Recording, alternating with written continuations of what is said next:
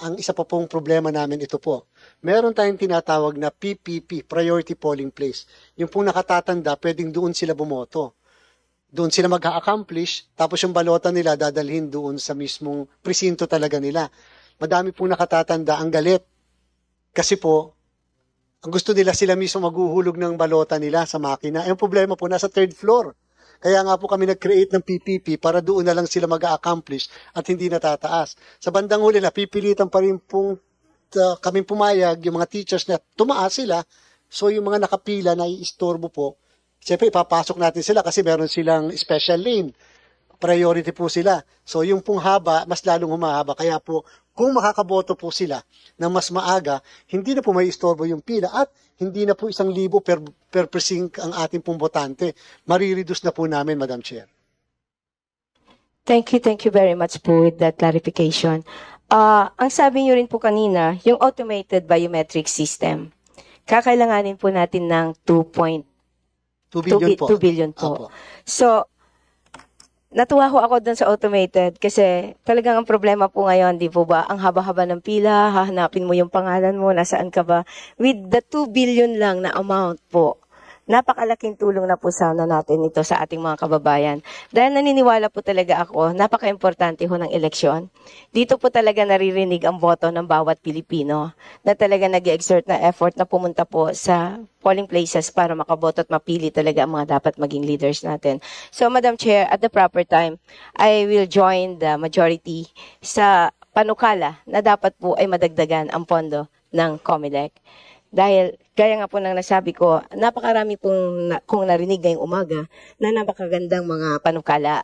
So, Chairman Garcia, at the proper time, para siguro po, pag hindi na po kayo masyadong busy, pwede po bang bigyan niyo po kami ng lahat ho ng mga batas na sa tingin ninyo ay dapat hong magawa at mga batas din na dapat baguhin para ho mapagtulong-tulungan na mas maging maayos ang eleksyon ng ating bansa. Yes po, Madam Chair, we will definitely give to the members of Congress yung po mga panukalang batas na yan na makapagpapadali po ng pagboto ng mga kababayan natin para nga po matigil na pati yung pagboto sa mga eskwelahan. Kasi po naiistorbo lalo pat may pasok po kalimitan, halimbawa mabuti kung summer. May pasok po yung mga bata kung halimbawa po gagawin natin sa eleksyon na hindi Mayo, may pasok pa po sila and therefore may istorbo po yung pagpasok ng mga bata. Thank you very much, Mr. Chair. Thank you very much, Chairman Garcia. Maraming salamat po. Magandang hapon po sa ating lahat. Thank you. May I call on Representative Edwin Ong Chuan. Thank you, Madam Chair, my dear colleagues. A pleasant good afternoon po kay Chairman George Erwin Garcia and the COMELEC team. Ang una ko pong katanungan, Madam Chair, based on COMELEC Resolution 11155 regarding the no application for local transfer of registration records, whether filed alone or in combination with other types of applications, shall be accepted or processed. Ano pong essence po nito, Madam Chair, Mr. Chairman? Yes po, Madam Chair. Una po, kasi sa 10 araw po ng registration, dahil po natakot ang COMELEC, una muna, magpaparegister ba tayo o hindi? Kasi kung magpaparegister tayo, maiksing panahon lang, dahil nga po katatapos lang ng May 12 elections. So, kaya po 10 araw lang. Ang problema po namin, sa 10 araw na yon, pagka po nagkaroon ng transfer from Northern Samar, nagpapatransfer sa Manila, baka po hindi kayanin na maipadala yung records, umasa yung botante na nalipat yung kanyang registration ay wala pala dahil hindi umabot. Pangalawa, alam po namin na kapag ka barangay, massive yung pagpapadala ng mga barangay officials o yung mga kakandidato ng paglipat. Hindi naman para talaga taga Calbayog City, biglang nalipat na lang sa Calbayog. So, ang sabi namin, magandang ayusin muna natin yung batas and therefore, 10 araw na lang muna at walang transfer. Pero, Madam Chair, meron pong transfer sa RAP. Pinayagan po namin, kaya lang po sa Metro Manila lang po yung registration anywhere. Pwede magpa-transfer kasi po yun, at least hindi ganun kadami, kayang-kaya namin i-manage. Pero yung nationwide na mga magpapa-transfer, hindi po namin kakayanin. Pero po, pag nag-resume kami ngayong third week ng October, up to July may transfer na po, nationwide. So, yung po mga hindi nakapag-transfer ng 10 araw, ay ma-afford, makakayanin na po namin, makapagpa-transfer sila. So, i-amend po namin yung resolution na yan. Thank you, Madam Chair, Chairman George. Thank you for that clarification. Regarding naman po sa election allowance and yung sinasabi po nilang hazard pay for the teachers. Alam po nyo, dito po sa aming probinsya sa Northern Samar, malalayo po yung mga barangays namin. Kawawa naman po ang mga public school teachers. At under duress pa minsan dahil meron pong mga New People's Army na minsan hinaharang po sila. Sana naman po madagdagan po ang allowances ng aming mga minamahal na public school teachers. I think, tama po ba, Mr. Chair, Madam Chair, na last 2025, nadagdagan ng 2,000?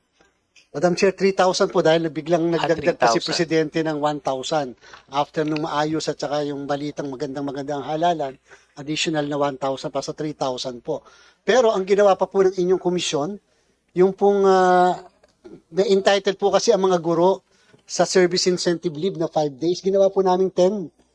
Bahala na po, sabi namin, bahala na kung mag-o-oppose ang civil service, basta gagawin ng COMELEC, wala naman nakalagay na maximum eh. Nasabi at least 5 days. So ginawa po namin 10 days service incentive leave. And in fact, we are going to support 100% any attempt of Congress na i-tax exempt ang lahat po ng mga guro na magsisilbi sa araw ng eleksyon. Kasi po hanggang sa ngayon, sila po ay yung pong kanilang kinikita na napakaliit na nga po, ay taxable pa.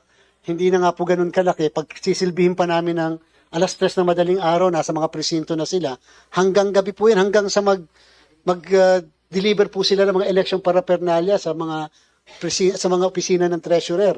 Ay nandun po sila pumipila hanggang madaling araw. So talaga pong kulang ang 12,000, 11,000 at 10,000. Ngayon po yung mga may injuries o kaya namatay, yung mga other compensation po, meron po kaming inalat na mga 30 million para kung sakali po may masugatan katulad ng may natuklaw ng ahas dyan sa may bandang Baguio o kaya nabangga ng tricycle.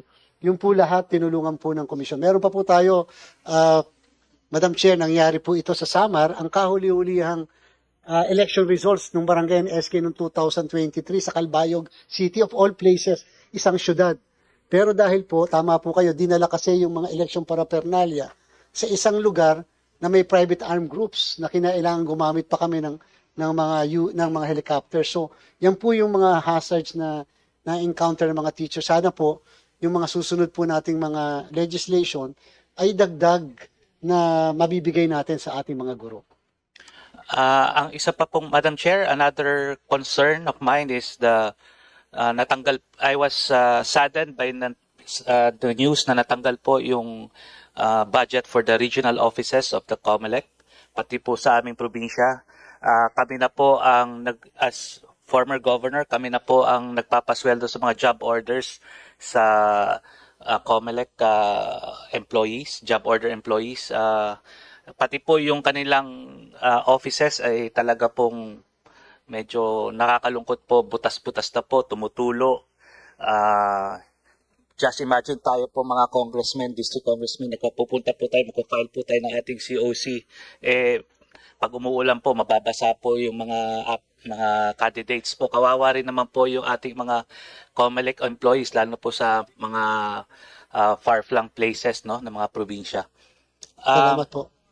Sana po madagdagan po natin ang pondo, no, para po sa hazard pay ng ating mga teachers at the same time for the improvement of the field offices of COMELEC. Madam Chair, on a personal note, bata po ako, matanda na po ako ngayon, pero nung bata po ako, panahon po ng tatay ko, si former Congressman Emil Ong, naging personal lawyer po namin si Chairman George Garcia. Wala pong bakas ng corruption si Chairman George. Bakit ko po nasabi yon? Dahil po Hindi po niya kami sinisingil ng legal fees. Pro bono po siya sa amin. In fact, siya po nag-aabuno ng mga documents, mga papers para sa cases ng aking tatay. So, I stand behind the integrity of our chairman, George Erwin Garcia. Napaka-buting tao po ni Chairman George. At marinig naman po ninyo ang pag-justify po ni Chairman. Hindi lang po pang COMELEC Chairman, pang Chief Justice na po ng Supreme Court ang kanyang caliber. Maraming salamat po, Madam Chair. Thank you. May I call on Representative Bong Teves. Wala siya.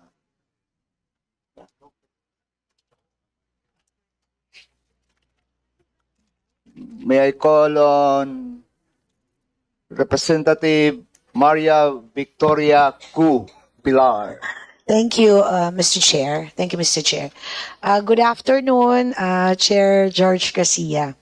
First and foremost, I would like to extend my congratulations to you because based on the highlights ng 2025 election, highest youth vote, fastest canvassing, proclamation, and first internet voting for overseas Filipino no manual voting abroad, inclusivity, high turnout among senior citizens na bumoto, 77.4%, PWD 73.62%, persons deprived of liberty, 93.7%, indigenous people, 78.8%.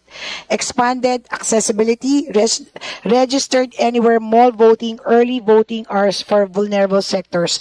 All of these are the highlights of the 2025 election under your leadership as chairman ng COMELEC. Sir, congratulations. Pero, sir, tanong ko lang, as you mentioned a while ago, nagkaroon tayo ng pilot testing one of my barangays in District 6 last October 2023. Are there any plans or ongoing feasibility study that to explore the potential of automating the next barangay at Sangguniang Kabataan election, similar to the system that we use in the national and local election? If so, what are the primary challenges and opportunities being considered? Sir, noteworthy rin, we already filed a bill amending the law on automated election system to authorize COMELEC to use AES during the SKE. Just to notify you, sir. Yes, Madam Chair. Kaya lang po, yung mga machines na ginamit natin, one-time use lang po yon.